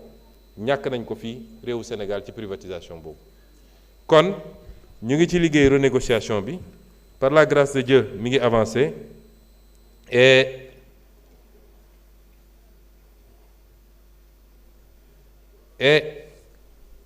ñu ngi continuer ci am na ku ma bind ne ma na nga leeral ni da nga waxoon ni amul fonds politique primature mosuma wax loolu dama ne ñii taxaw naan y'a 7 milliards de fonds politiques à la primature ku ci wóolu boppam na ko répété parce que waxuñu dëgg y a jamais eu 7 milliards en tout cas du sama primature man peut-être yi jiitu woon waaye wax naa leen ni 1 milliard 770 millions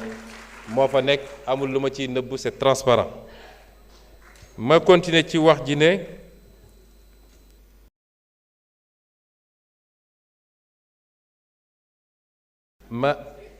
Barane Fofana honorable député Barane Fofana am na laaj yu mu laaj wax ko ci man tey bi may génn kër ga dama defaru ba pare génn gis ñu tegal ma yére bi ma ne soxna si changé ko parce que dinañ ne couleur APR la tey ci suba waaye defe naa Marie-Hélène fàtte na la ko comme dañ leen làbbali yu métti métti dañoo nangu seen drapeau fi mu ne nii ñun ñoo waroon sol marron parce que dañoo nangu seen drapeau ci li jëm ci ñi nekk Maroc musuñu leen seetaan wax naa ko fii ma mujjee ñëw réew mu nekk dafa am souveraineté am ci justice am fii am na ay doomu Maroc yoo xam ne ñi ngi fii ci prison Sénégal dañ fay def lu ñu farul def ñu tëj leen am na doomu yeneen réew yu ñu fi tëj kon nun mënuñoo jël ay bazoka dem Maroc ne dañuy libéré ji ay doomu Sénégal yu ñu fa jàpp donte jàpp nañ ni mbir mi teguwul ci yoon frustration la ci coupe bu ñu ñàkk waaye amul su doon sax flagrant délit lañ leen jàpp ñu ne dañoo toj ñaari chaise loolu jarul woon lii lépp wax nañ ko clairement mais lañ ci mën def nañ ko président de la République bind na Sa Majesté le Roi ne ko mu may leen grâce ñoom ñu ne woon tant que procédure bi jeexul mënuñu def grâce loolu mooy yoon même fii Sénégal procédure nag jeex na ndax def nañu appel kenn demandé wul cassation donc fa la mbir ma jeex ñoo ngi déglu ndax dina ko def wala du ko def la nga wax ne ñu ñëw purger seen peine fii nag lu ñu encadré la ci convention bi ñu signé ak Maroc dañu ne pour que loolu mun a am il faut que peine bi dépasser 1 an te ñi ngi calculer peine bi à partir de fi ñu condamnation définitive bi ñun les peines variaient de 3 mois à 1 an waaye am na ñoo xam ne seen 1 an bi purgé nañ ci déjà 4 mois balaa ñuy dem ci décision appel bi kon loolu la convention bi wax mooy bu dee peine de moins d'1 an il faut l'agrément l'assentiment de l'État qui a condamné kon ñun lañ ci mën yépp ñu ngi koy def ñu ngi koy suivre tous les jours demande yi ñu war a def yépp def nañ ko waaye nag du ñu déclencher une guerre pour aller libérer nos compatriotes jaru ko woon wax naa ko fii te ñaari réew yoo xam ne wax nañ ni seen diggante yàgg na rafet na am na loo xam ne xaju si waaye nag foofu lañ ci mën a yem pour le moment et nos consuls rendent visite régulièrement pour savoir dans quel état nos compatriotes se trouvent là-bas. wax nañu aussi li jëm ci pour élection yi bon li ministre urbanisme wax léegi lu am la waaye ñaar yooyu bokkul la nga xam dafa jëm ci acte 4 bi loolu amul dara lu ci yàkkamti waaye li jëm ci code électoral bi mooy problème bi parce que bu dee dafa am modification ñu bëgg a def ci code électoral buñ ko deful ba mu des 6 mois ci élection bi mënatuñ koo def wala suñ ko defee mënuñu koo appliquer donc peut-être question yi ci loolu la jëm mais ministre bi de tontu na ni weesoogul donc ñëpp a ngi toog di xaar mais de su may wax man en tant que ku jiite parti politique it la may wax mooy Pastef tient à ce que les élections se tiennent à date ku parewul pare woo nun pare nanu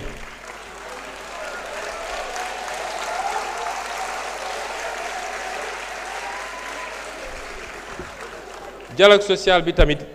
lañ ciy def ñëpp xam nañ ko wax dëgg yàlla maa jël portage bi à la primature parce que moi j'ai été syndicaliste xam naa luy syndicalisme wax naa ni bëri na secteur yu yëngatu kenn ëppale wu ma fay mbokk su ma nee mbokk nag ci wàllu bokk gëm-gëm ci Sénégal li mu war a nekk transport bii ñuy wax ba ñuy nekk opposition la ñu daan ànd ak ay transporteurs ñu ñuy jàppale ba yenn activités yi ñuy def sax ñoom ñoo ñu daan abal kaar ñu dem ci anam gu rafet kon ñun mënuñoo noonoo kenn tey su ñuy def effort pour bloquer les prix du carburant c'est pour dimbale aussi les transporteurs bi ñu ko wàññee c'est pour dimbale les transporteurs donte répercussion bi waroon am ci wàññi prix billets yi amul mais teewul ñu ngi continuer di leen jàppale renouvellement parc bi ak yeneen mesures yu ñu jël c'est pour la sécurité des transporteurs depuis quelque temps d'ailleurs monsieur le ministre des transports dafa mel ni accident yi wàññeeku na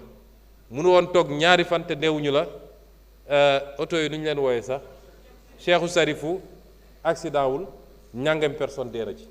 parce que transformation yi daan def ci biir oto yi ba ci volant bi ñuy dawalee oto bi wàcc volant à gauche nga transformer ko yóbbu ko à droite wala vice versa loolu moo doon andi fragilité bi donc amul dara lu ñu def contre les transporteurs seen njëriñ ci réew mi kenn du ko naatable waaye nag réew bu ñu ko bëggee defar du rek lu waay bëgg nga bàyyi ko ci loolu dafa am la sécurité am les questions liées à loo xam ne day yóbbaale bakkanu nit yooyu yëpp il faut ñu sóoraale ko ci monsieur le président mënoon naa continuer mais damay daaneel parce que 5 minutes moo ma dese di wax ni am nañu monsieur le Premier ministre vous avez 20 minutes de plus hein? Ah dese naa 20 minutes merci duñ ci yegg duñu yegg ci 20 minutes yi bu soobee yàlla wax nañu aussi ci li jëm ci visa réciprocité ak yu mel noonu bokk na ci li ma waxoon léegi mooy xaw nañoo ragal ba ragal suñu bopp ñun sax président Donald Trump président la réew mu am doole réew bu tudd Amérique am na sañ-sañ moom wax ci Afrique ba wax sax ni ay réew la yoo xam ne du ma wax lu mu ci teg ci qualificatif mais nun en tant que pays libre et démocratique ci li jëm ci suñu gis-gis ak ci àdduna nu muy doxee amuñu sañ-sañu joxe suñu xalaat xastewuñu saagawuñu waaye suñu xalaat dañ ko joxe ak ku munti doon ndax fii gannaaw yàlla lépp neen la ku yaakaar ni nag joxe sa xalaat wala ñàkk koo joxe moo tax moo war a tax li mesures yi Trump appliqué wu ko ci Sénégal kese pratiquement Afrique yeeg la ko appliqué àdduna bi yëpp sax d'ailleurs ñi nga xam ne ñooy ay partenaire am di xaritam di ay nitam mooy Europe ñoo ci gën a sonn ndax xëy na ne leen taxes yokk naa ko lu ngeen doon fay benn fay naa la ko fukk te ñoom ñoo bokk seen i alliance militaire bokk seen OTAN nekk les premiers partenaires commerciaux du monde kon kooku wax loo xalaat ak ñàkk wax loo xalaat taxul terewul mu def li mu war a def ngeen xamee ko noonu waaye Afrique c'est pas parce qu'on est pauvre que notre voix doit être tue. Nous avons notre mot à dire, nous sommes des citoyens du monde.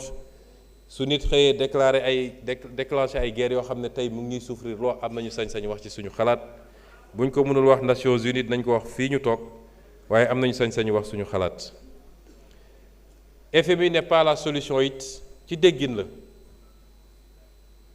kon yéen jàpp ngeen ni suñu solution FMI la mais loolooy suñu problème suñu solution mi ngi ci ñun d'abord est-ce que FMI mooy solution Chine wala Corée du Sud wala Japon wala États-Unis déedéet pourquoi ñun ñu jàpp ni FMI mooy suñu solution chaque fois may leen wax leen ma réew bu FMI développé ci àdduna réew bu FMI développé ci àdduna amut nañu génn ci yooyu nos solutions sont entre nous gis nga cadre boobu ñu tëjoon suñ ci génnul quels que soient les efforts qu'on fera duñu développer li ñeneen ñi def ba développer bu ñu ko defee développer wax naa leen léegi le cadrage bii nga xam ne fi mu ne nii leer na ci ñun ñetti at yi di ñëw liggéey ci cadrage boobu moo fi des te bëgg cee ànd ak sénégalais yépp mooy lan wax naa ko léegi les taxes les subventions la dépense publique ak ni ñu essayer d'orienter tout ça def ko de manière très équilibrée boole kook un endettement bu ñu continuer di mesurer et bañ a defaat les mêmes erreurs du passé ba mu aggraver suñu déficit loolu mooy wax ji bor bi man dama bokk ci ñoo xam ne ministre de l'économie d'accord ci ak man defe naa ministre des finances aussi mais dama jàpp ni bu demoon ba sës parce que suñu waxtaan ak suñu partenaire lan la ñuy wax accepter leen ñu restructurer parce que suñu restructuré wul seen askan mooy supporter le poids or dette bi yéen du yéen a ko def da ngeen ko fi fekk ñoom loolu la ñuy wax waaye bor bi daf ci am une partie boo xam ne li tubaab naan dette odieuse daf ci am pour dette odieuse am mooy dette bi bañ koy lebuñu ko ci turu Sénégal parce que laajuñu waa Sénégal mënuñu laaj sénégalais bu ne waaye dañ ne jaaral assemblée nga laaj leen jaarul assemblée laajuñu assemblée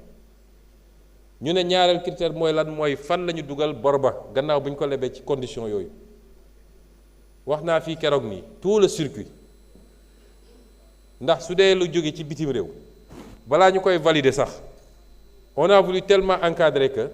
même Cour suprême dañ ko ne yóbbu leen Cour suprême wax ndax amul problème mu légalité mais suñu Cour suprême bi lu ñëw rek ñu ne conforme à la loi mais balaa nga naan conforme à la loi mooy nga dem jël loi de finances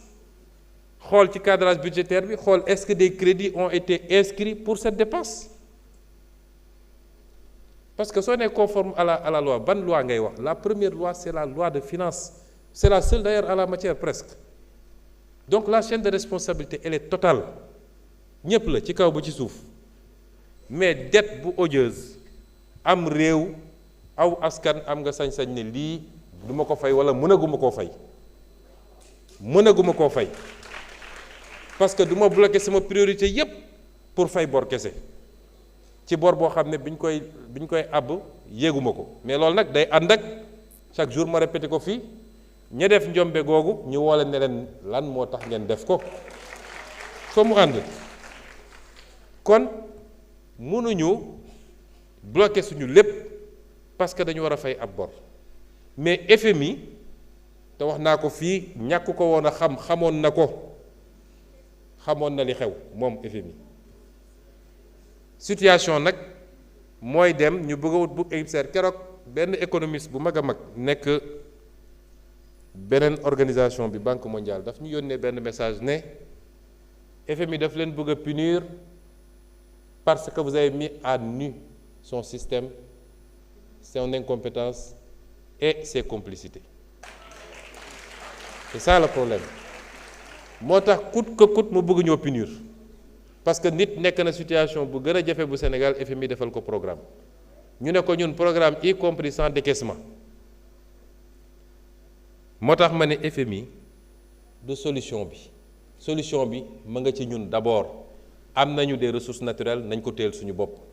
am nañu capacité mobiliser des financements intérieurs par la fiscalité kenn ku nekk na def li mu war a def ñu jël xaalis boobu yor ko ci yorin bu sell nit ñi bàyyi luubal ak randal ak jël xaalis bi di ko dugal fu mu waru dugg ñu xool les priorités du Sénégal dugal ko foofu loolu mooy la solution loo ci teg nag lu jóge feneen loolu lu ñu ciy yokk rek la bonus lay doon mais tant que ñu ngi toog jàpp ni suñu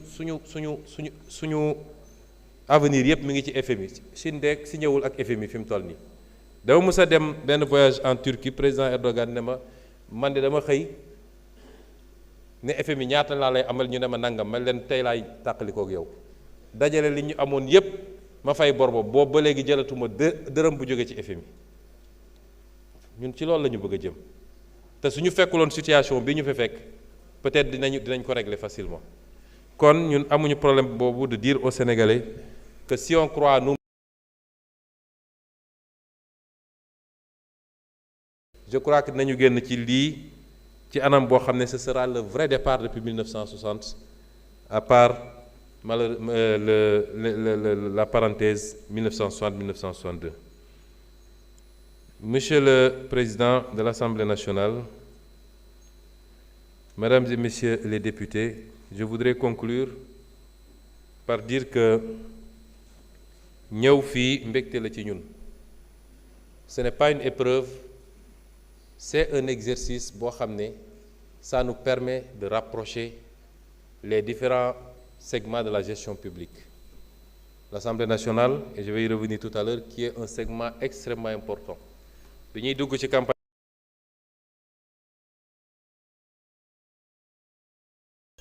mais naa ci dellu si léegi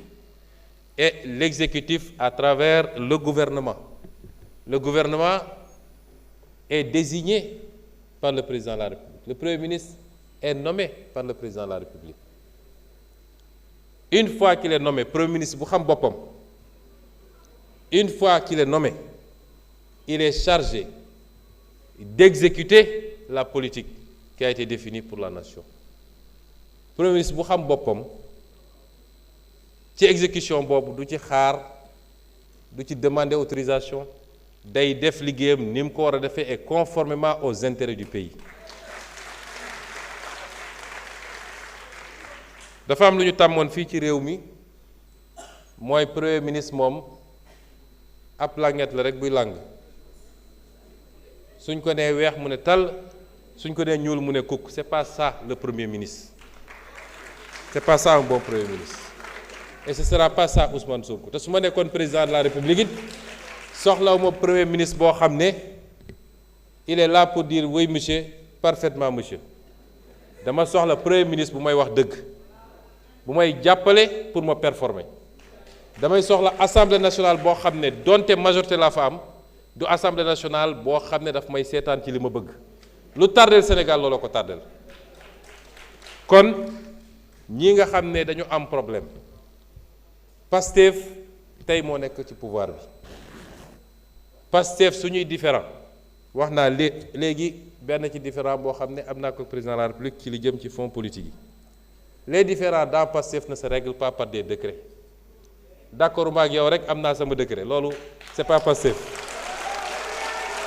C'est pas Pastef. yaruñu militant Pastef ci loolu. Les militants se règlent les difficultés ou les divergences se règlent ci ñu delloosi ko ci ëtt parti bi. xool lan la ñu waxante woon suñu biir lan la ñu waxante woon ak sénégalais yi ñu ne lii mooy dëgg dëgg bi nag ku mu dal ci yow xamal ni dëgg la premier ministre nga président nga député nga c'est pas important loolu mooy Pastef kon am naa contenté respecter agenda bi ñu ciy fixé date yi toujours d'accord parti exercice bi ci exercice yu ëpp solo la dans l'exercice démocratique d'un pays dégg naa ñu ci dem ba ne sax daf koo def pour gàllankoor yeneen activité wu keneen ñooñu di ko wax ñenn ñu ne partisan président lañu mais ñoom ñi ngi affaiblir président dans un pays soxlawuñu pour président def activité il faut que premier ministre arrête respirer réew bi yaatu na li ñu war a def bëri na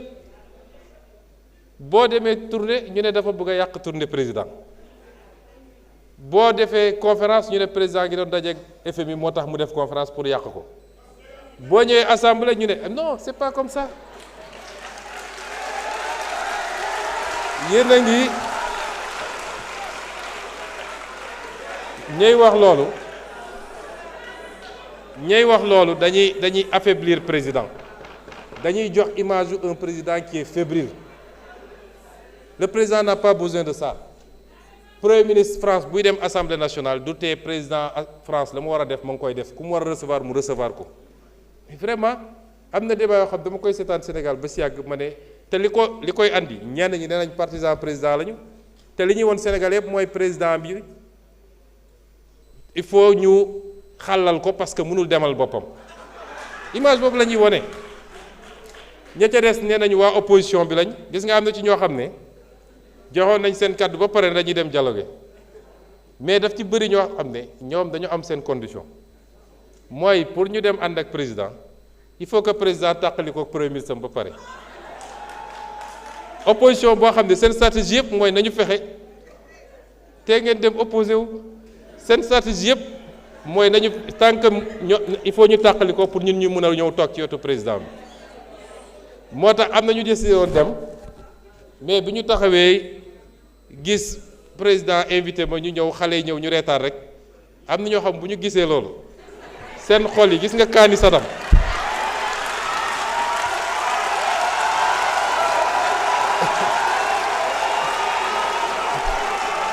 ci la ñooña non.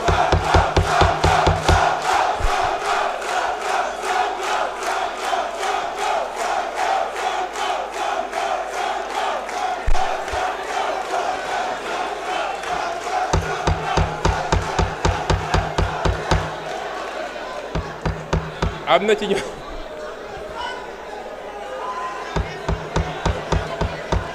s'il vous plaît may la ñu terminer en beauté aussi. may la ñu terminer en beauté. ma ne ko am na ñoo xam ne ca la ñu géddee dialogue ba ca saase waaye may féliciter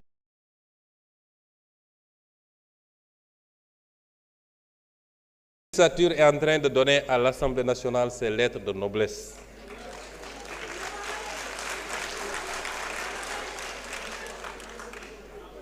En rappelant aux Sénégalais que l'Assemblée nationale est un élément central dans tout ce qui touche à la loi et quelle que soit la forme de la loi. Kuy am initiative wala prérogative ci loi assemblée moo la ko ëppale parce que nous de l'exécutif man mun naa def projet de loi président mun na def projet de loi waaye mënuñu voter projet de loi yéen rek yéen a mun a proposer mën a voter mën a def recours devant le conseil constitutionnel man mën naa proposer waaye mënumaa voter mënumaa def recours président mën na proposer mën na def recours waaye mënul voter yéen rek am ñett yi li ngeen di def ci les politiques publiques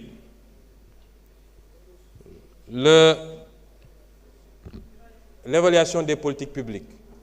li ngeen def ci leneen ak leneen vous êtes en train de redonner à l'Assemblée nationale sa véritable fonction. Or, une Assemblée nationale qui fait son travail,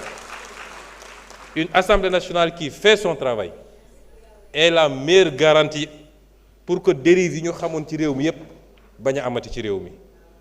Et pour cela, nous vous disons nous n'attendons pas de vous, en tant qu'exécutif, de la complaisance. Même sous des majorités, nous attendons de vous que vous fassiez votre travail de représentation du peuple, votre travail de contrôle de l'action du gouvernement et votre travail de législation. C'est ça que nous attendons de vous. Je voudrais terminer par lancer un appel à tous les Sénégalais. Réumi mingi ci yoon redressement lañu wax lañuy jëmbat ci jamono ji te ku leen wax ni dañ leen ne toog leen di xaar ba jëmbat gi pare ñu ruuj def lii ba d'ici nangam déedéet wax naa léegi tout ce qu'on est en train de faire pour oyofal dund gi ci Sénégalais yi malgré situation bi kon xaaruñu ba pare li ñuy def yépp mais li ñuy jëmbat bu ngeen ci àndeek ñun ñu def ko Sénégal fii lay baax ba faw rawatina ak ndaw ñi parce que ndaw dangaa tolloogul fooy amee bay ñàkk ñi leen bëgg a gëmloo ni teew mi teew la ñu ngi leen di nax inscrivons-nous dans une dynamique de réforme profonde d'assainissement de la gestion du pays teg ko ci dëgg ak jub d'une correcte identification de nos priorités d'une bonne orientation de nos financements mais surtout d'une mobilisation citoyenne parce que réew président defaru ko premier ministre defaru ko gouvernement defaru ko assemblée defaru ko la ñuy wone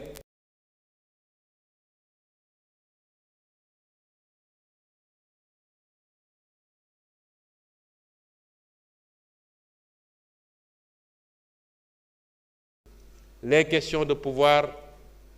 ne nous obnubilent pas. Il y a des divergences, certes, c'est tout à fait normal. Divergence, peut-être que nous manifester.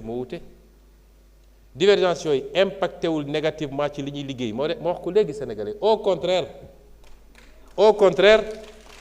parce que kenn ci ñi am divergence yi du bëgg ñu jam ko. Kenn du bëgg ne ci mom la liggéey bi yéxé. Au contraire, c'est un accélérateur dans ce qu'on est en train de faire. Divergence yooyu ñu am te ci wàllu état laa bëgg a wax amu ci benn impact politique nag bu jotee ku nekk na seet nu muy defee politique am nu muy tojee bopp jana xam sénégalais yaa ngi nii kenn moomu leen bu élection jotee bu ñu toogee ba 18h kenn ku ne dina xam nu mu toll ak lu mu liggéey ñu ngi leen di gërëm di leen sant asalaamaaleykum.